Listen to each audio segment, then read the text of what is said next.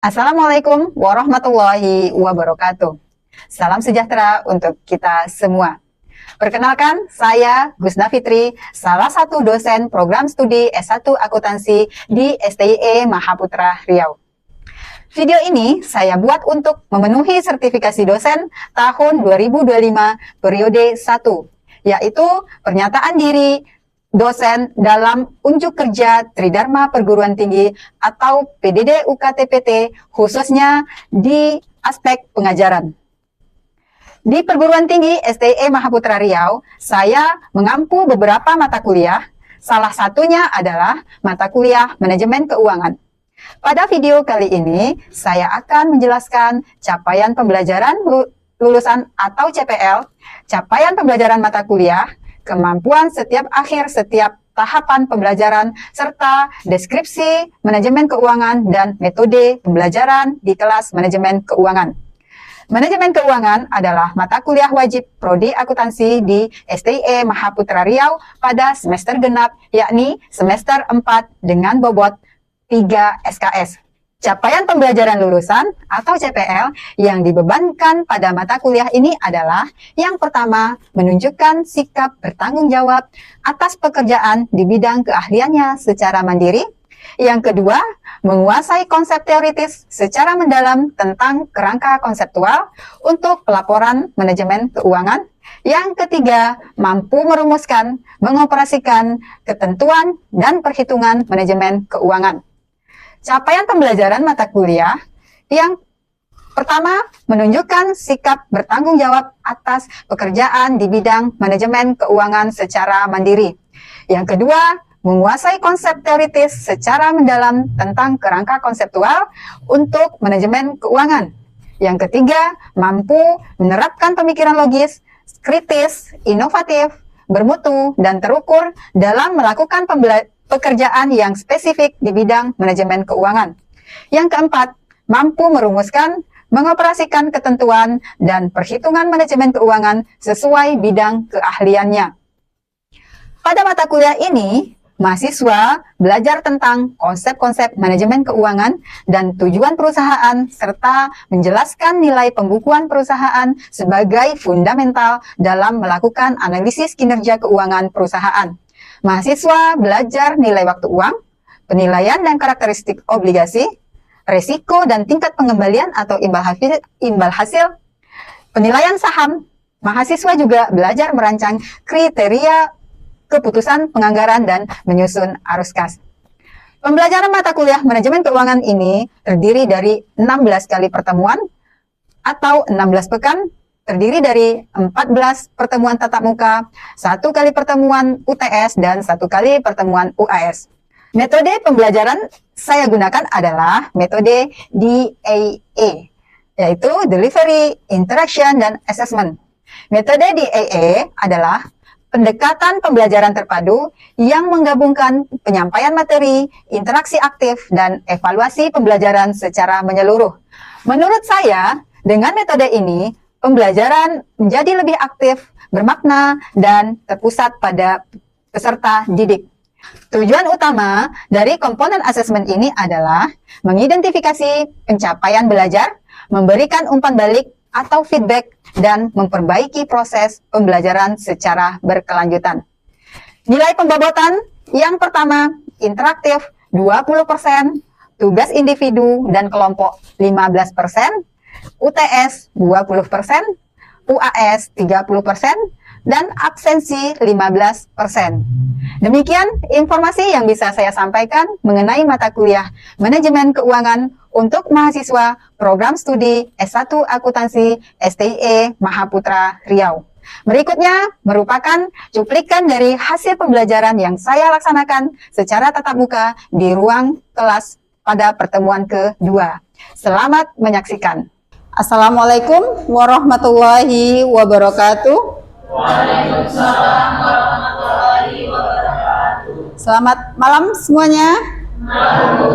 Dan salam sejahtera untuk kita semua. Ya, jadi hari ini pembelajaran kita pertemuan kedua. Ya, nah minggu lalu kita sudah membahas tentang kontrak perkuliahan RPS, dan pengenalan sedikit tentang manajemen keuangan. Nah, sebelum memulai materi selanjutnya, pertama kita akan berdoa dulu yang akan dipimpin oleh ketua kelas. Silakan ketua kelas. Baiklah, sebelum melakukan kegiatan pembelajaran pada malam hari ini, marilah kita awali dengan berdoa menurut percayaan masing-masing. Doa mulai.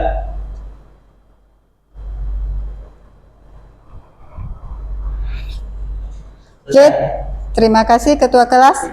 Nah, absen bagaimana ketua kelas hari ini? Yang sakit 2 orang, yang izin 1 orang. Oke, terima kasih. Nah, selanjutnya ya, kita langsung saja masuk kepada pokok pembahasan kita hari ini, yaitu tentang pengenalan manajemen keuangan. Ya, sudah ada membaca materi yang saya kirim sebelumnya, sebelum hari ini, hari Minggu lalu sudah ada membaca materi? Sudah. Oke, terima kasih. Selanjutnya, subcapaian pembelajaran mata kuliah atau kemampuan akhir yang diharapkan dari pembelajaran hari ini, yaitu yang pertama, mahasiswa mampu mengidentifikasi dan menganalisis masalah pokok manajemen keuangan. Yang kedua, mengembangkan sikap kritis terhadap keputusan keuangan. Yang ketiga, mengusulkan solusi berdasarkan prinsip keuangan yang sehat dan logis. Nah, selanjutnya kita akan melihat pengertian dari manajemen keuangan. Ya, jadi sudah tahu ya apa itu tujuan dari manajemen keuangan. Itu adalah untuk memaksimalkan laba pemilik perusahaan. Ya. Selanjutnya, tujuan secara spesifik.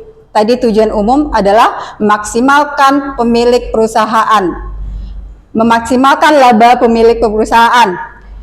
Yang pertama, tujuan spesifiknya adalah yang pertama, mari kita lihat sama-sama, memaksimalkan nilai perusahaan atau firm value yang tercermin dalam harga saham perusahaan di pasar. Yang kedua, menjaga keberlangsungan usaha atau going concern, artinya manajemen keuangan harus menjamin pemenuhan kewajiban jangka pendek dan jangka panjang perusahaan. Yang ketiga, menyeimbangkan risiko dan pengembalian. Ya, jadi antara risiko dan keuntungan yang akan didapat harus seimbang. Nah, itu salah satu dari diadakannya manajemen keuangan. Selanjutnya, menjaga reputasi dan kredibilitas keuangan. Ya, menjaga reputasi artinya perusahaan itu harus terlihat performanya baik. Ya, supaya apa? Gampang mendapatkan investor, terus memudahkan untuk menggandeng ya bank untuk mendapatkan pinjaman dana. Ya. Selanjutnya, 5, mengelola struktur modal yang optimal, artinya meminimalkan biaya modal dan mengurangi beban bunga yang berat. Nah, di dalam manajemen keuangan ada bentuk-bentuk hukum organisasi bisnis. Ya, ada 3 bentuk hukum organisasi bisnis. Yang pertama, mungkin ada yang mau membacakan pengertian dari perusahaan perseorangan. Oke. Perusahaan perseorangan adalah suatu bisnis yang dimiliki oleh perseorangan, Bu. Oke, ya. Jadi suatu bisnis yang dimiliki oleh perseorangan. Nah, kemitraan yang kedua adalah kemitraan. Ya, apa itu pengertian kemitraan? Oke, Indah. Kemitraan itu persekutuan dari 2 atau lebih individu yang bergabung bersama sebagai pemilik bersama untuk mengoperasikan suatu bisnis agar bisa meraih keuntungan. Oke, terima kasih Indah. Nah, apa yang membedakan kemitraan dengan perseorangan. Kalau perseorangan milik satu orang, kalau kemitraan dia lebih dari satu orang, ya, bisa 2 atau lebih, ya. Nah, selanjutnya ada yang ketiga, perseroan terbatas atau korporasi. Ada yang bisa? Silakan, Dedi. Perseroan terbatas korporasi adalah sebuah entitas secara sah yang berfungsi secara terpisah dengan pemiliknya. Oke, nah entitas di sini adalah badan usaha, ya. Jadi entitas itu adalah badan usaha. Nah, selanjutnya ada perusahaan perseorangan tadi sudah disebutkan pengertiannya, kalian sudah paham mungkin ya. Gambaran dari perusahaan perseorangan itu. Nah, tentu perusahaan perseorangan itu ada kelebihan dan ada kelemahannya, ya. Nah, salah satu kelebihan dari perusahaan perseorangannya, ada yang bisa menjelaskan? Silakan Ayu. Salah satu kelebihan perusahaan perseorangan yaitu penerimaan keseluruhan keuntungan perusahaan. Nah, keuntungan itu dimiliki oleh orang itu sendiri, tidak ada bagi-baginya, ya. Nah, selanjutnya yang kedua, mungkin bisa disebutkan, Devi?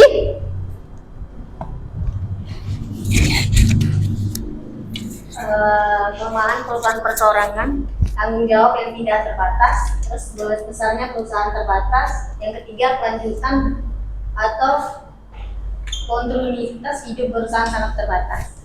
Oke, terima kasih Devi. Jadi Devi lebih menjelaskan pada kelemahan dari perusahaan perseorangan, ya. Jadi ada tanggung jawabnya yang tidak terbatas, ya. Yang kedua, besarnya perusahaan terbatas, ya, karena dikelola hanya satu orang, ya, seperti itu. Nah, selanjutnya pada kemitraan atau persekutuan, tentu juga ada kelemahan dan kelebihannya, ya. Ada yang bisa menyebutkan salah satu kelebihan dari kemitraan atau persekutuan. Dea? Kelebihannya yaitu kebutuhan modal dapat dipenuhi secara lebih baik dibandingkan dengan perusahaan perseorangan. Ya, kebutuhan modal dapat dipenuhi secara lebih baik dibandingkan perseorangan karena ada 2 penanam modal, ya. Nah, mungkin kelemahannya ada yang bisa menyebutkan salah satunya? Silakan Zona.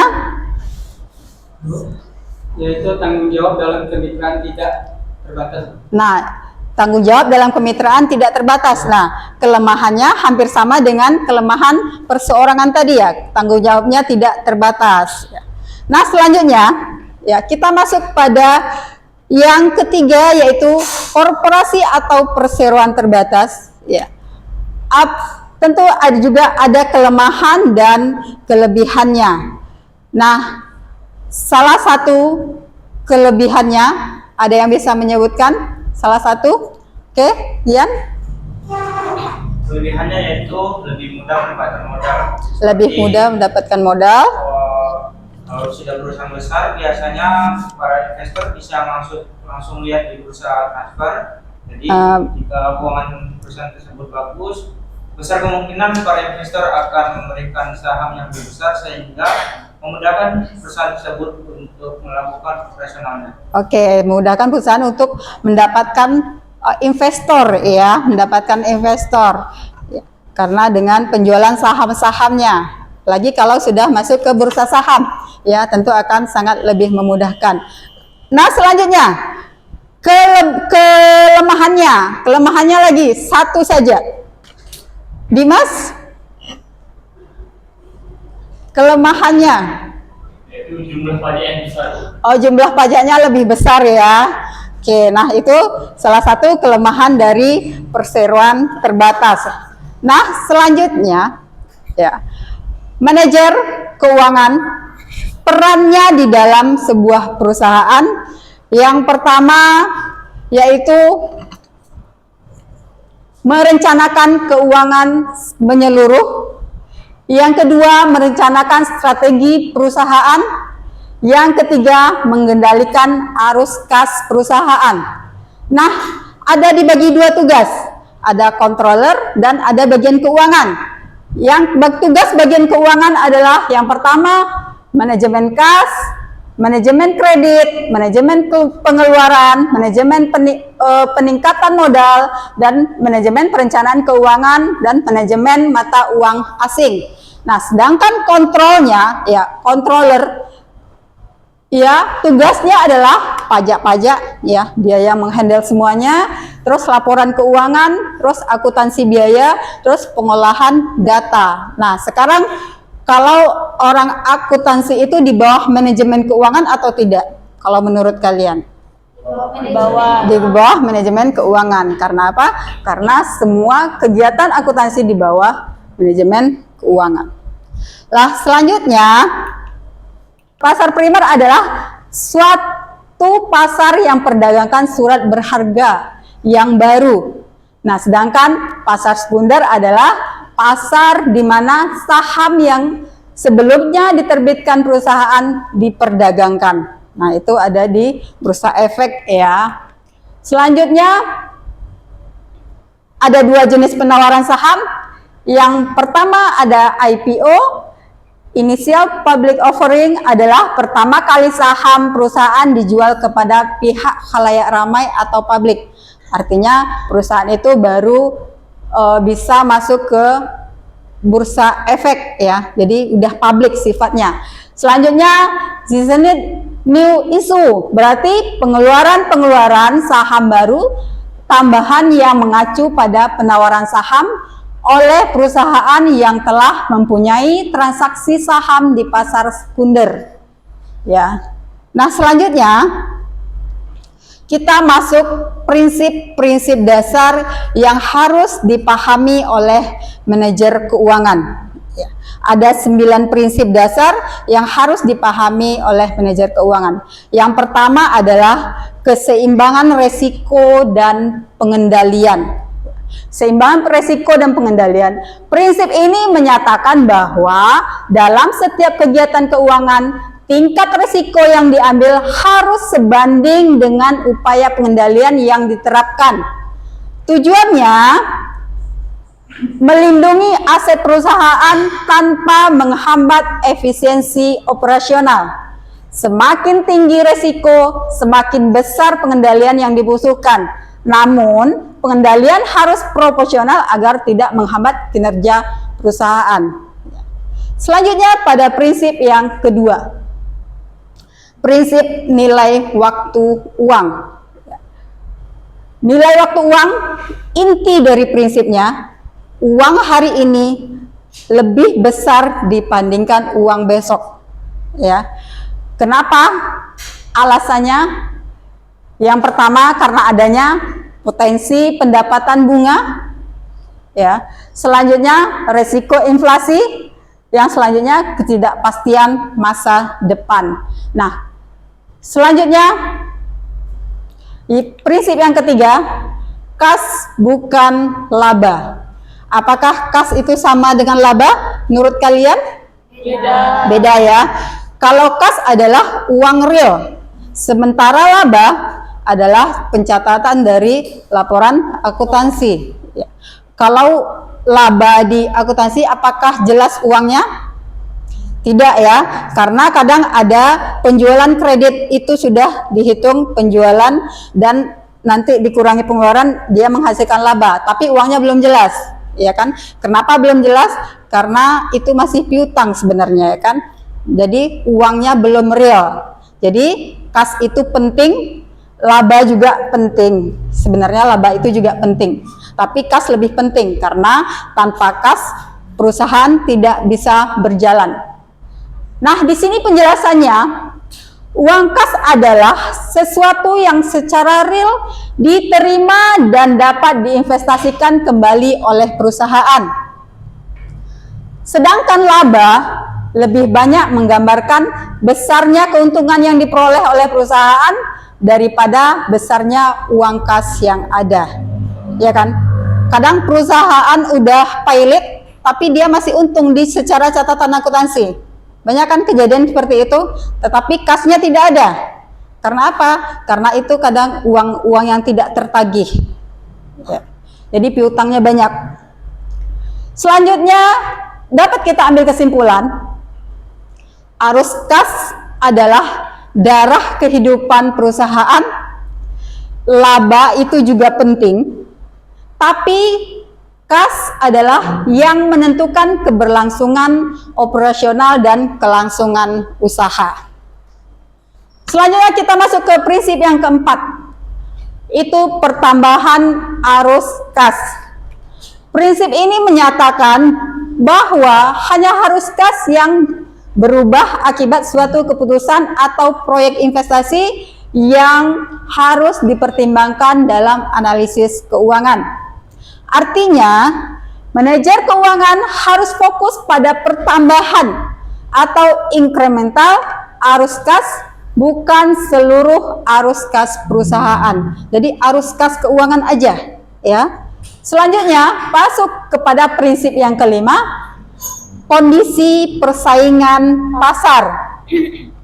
Prinsip ini menyatakan bahwa semua keputusan keuangan harus mempertimbangkan kondisi dan struktur persaingan pasar di mana perusahaan beroperasi, karena hal tersebut mempengaruhi risiko, harga, biaya modal, dan peluang keuntungan. Alasannya mengapa prinsip ini penting? Alasannya adalah yang pertama, pasar menentukan harga jual produk. Yang kedua, persaingan mempengaruhi margin laba. Yang ketiga, kondisi pasar berdampak pada strategi investasi pendanaan dan distribusi dividen. Selanjutnya, prinsip yang keenam, pasar modal yang efisien. Prinsip ini menyatakan bahwa perusahaan harus menggunakan struktur dan sumber modal dana yang paling efisien, yaitu memberikan biaya modal atau cost of capital paling rendah yang risiko terkendali untuk memaksimalkan nilai perusahaan. Alasannya mengapa efisiensi modal itu penting? Yang pertama, modal yang mahal akan mengurangi profitabilitas, ya. Artinya modal pembelian misalnya bahan baku, ya. Kalau bahan baku mahal, tentu akan mengurangi keuntungan. Selanjutnya, struktur modal yang tidak efisien dan dapat meningkatkan risiko kebangkrutan. Selanjutnya, modal yang efisien memungkinkan pendanaan proyek dengan IRR lebih rendah namun tetap menguntungkan. Nah, selanjutnya pada prinsip yang keenam adalah masalah keagenan. Ya, masalah keagenan, ya. Masalah keagenan itu adalah perbedaan kepentingan antara manajer dan pemilik perusahaan. Ya, jadi sudah ada perbedaan kepentingan antara manajer dan pemilik perusahaan. Nah, fokusnya, ya, fokus pada prinsip ini dalam korporasi, pemilik atau pemegang saham menyerahkan pengelolaan perusahaan kepada manajer profesional. Ya, jadi pemilik itu dia sudah menyerahkan perusahaannya kepada manajer profesional untuk dikelola supaya mendapatkan keuntungan. Sementara manajer tidak selalu bertindak demi kepentingan pemilik, melainkan bisa mengejar kepentingan pribadi seperti gaji, jabatan, bonus, atau reputasi. Nah, di situ ada perselisihan kepentingan. Ya, itu terjadi masalah keagenan. Selanjutnya, prinsip yang ke-8, pembiasaan keputusan bisnis karena perpajakan. Ya, prinsip ini menyatakan bahwa keputusan keuangan dan investasi perusahaan seringkali dipengaruhi bahkan dibiasakan oleh pertimbangan pajak, bukan semata karena efisiensi ekonomi atau kelayakan bisnis. Nah, mengapa ya prinsip ini penting? Yang pertama, pajak mempengaruhi arus kas bersih sehingga berdampak langsung pada keputusan investasi. Yang kedua, pemilihan sumber pembiayaan. Yang ketiga, kebijakan dividen. Yang keempat, struktur modal perusahaan. Nah, selanjutnya prinsip yang terakhir, yaitu tidak semua risiko sama. Ya, ada suatu pepatah, jangan meletakkan semua telur Anda dalam satu keranjang. Artinya, ya, harus ada diversifikasi usaha atau keanekaragaman usaha, ya. Jadi mereka nanti saling menutupi. Nah, prinsip ini menyatakan bahwa tidak semua jenis risiko dalam bisnis memiliki dampak dan karakteristik yang sama, sehingga penanganannya pun berbeda. Dalam manajemen keuangan, penting untuk membedakan risiko yang relevan dan tidak relevan terhadap penilaian perusahaan. Nah, dari pembelajaran tersebut, ya, ada studi kasus yang harus kalian diskusikan. Sekarang silakan duduk per kelompok untuk mendiskusikan studi kasus tersebut. Oke, ya. Sudah 15 menit berlalu. Sekarang kalian akan menjawab pertanyaan dari soal-soal diskusi dari masing-masing kelompok. Silahkan untuk yang pertama, silahkan kelompok 1 paparkan jawaban Anda tentang hasil diskusi kalian. Menurut kami dari kelompok 1, Bu, proyek ini nilai ditinjau karena 1. Berdasarkan prinsip nilai waktu, uang atau TVM-nya. Kedua, arus kas yang jauh di masa depan nilainya lebih kecil dibandingkan dengan arus kas saat ini.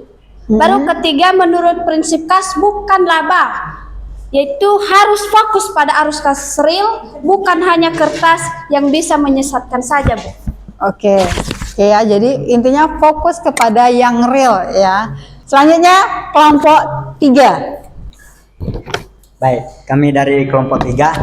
Apakah keputusan ekspansi ini bias karena pajak? Ya, keputusan dilakukan karena adanya insentif pajak, bukan karena kekuatan arus kas atau nilai ekonomis proyek. Menurut prinsip pembiasaan keputusan karena perpajakan, keputusan keuangan harus berdasarkan nilai tambahan ekonomi, bukan sekedar penghemat pajak. Kesimpulan, keputusan ini bisa dan berpotensi suboptimal. Oke, terima kasih kepada kelompok 3. Ya, kita kasih aplaus untuk kita semua, ya, masing-masing kelompok. Oke. Oke, terima kasih hasil diskusi kalian semuanya sudah sesuai dengan pembelajaran atau teori yang kita bahas pada hari ini. Oke, sudah selesai perkuliahan kita hari ini. Dari kesimpulan yang bisa kita ambil dari pembelajaran hari ini adalah manajemen keuangan yang baik bukan hanya soal menghitung angka, tetapi tentang mengambil keputusan yang baik, terukur, dan berpihak pada keberlanjutan nilai perusahaan. Nah, penutup, ya, manajemen keuangan mengajarkan kita bukan hanya cara mengelola uang, tetapi cara membuat keputusan yang bernilai dan bertanggung jawab. Pahami nilainya, kendalikan resikonya, dan bangun masa depannya. Wassalamualaikum warahmatullahi wabarakatuh.